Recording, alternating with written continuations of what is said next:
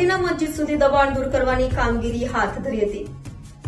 સુરતમાં વારંવાર દબાણના કારણે ટ્રાફિક સહિતની સમસ્યા સર્જાય છે, ત્યારે સુરત મનપાની લિંબાયત ઝોન દ્વારા મારુતિનગરથી મદીના મસ્જિદ સુધીનો ઝીરો દબાણ દૂર કરવામાં આવ્યો હતો।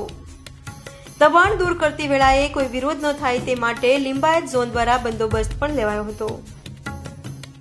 નામ જયસુખભાઈ રાઠોડ, ડેપ્યુટી એન્જિનિયર સુરત મહાનગરપાલિકા લિંબાયત ઝોન।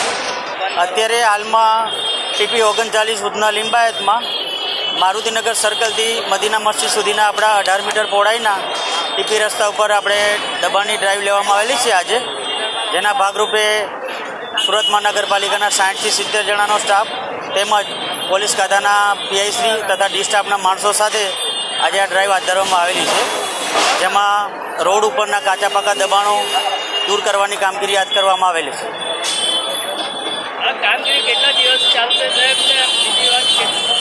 કામગીરી આજથી શરૂઆત કરેલી છે।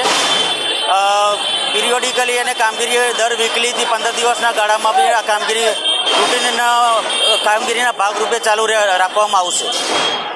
આજે તમે દબાણ દૂર કર્યો છે, એ લોકોને શું મેસેજ આપવા માંગશો તમે?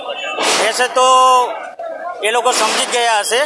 એ પહેલાં આ દબાણની કામગીરી પહેલાં આપણે અગાઉ પ્રચારવાનથી પણ બધાને સીધી રીતે આડકતરી રીતે ઇન્ટિમેશન આપવામાં આવેલું હતું કે રસ્તા ઉપર કોઈ પણ પ્રકારનું કાચું પાકું દબાણ કરવું નહીં, નહીંતર સુરત મહાનગરપાલિકા દ્વારા કાર્યવાહી હાથ ધરવામાં આવશે।